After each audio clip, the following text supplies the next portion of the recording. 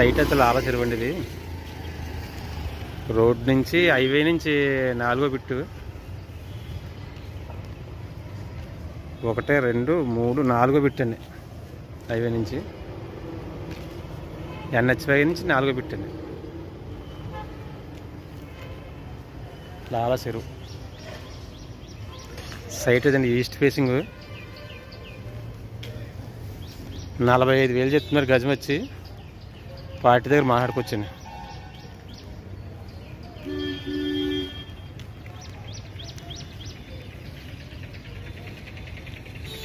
గజాలు వచ్చేది 260 గజాలు చిమ్మర వస్తుంది. ఇది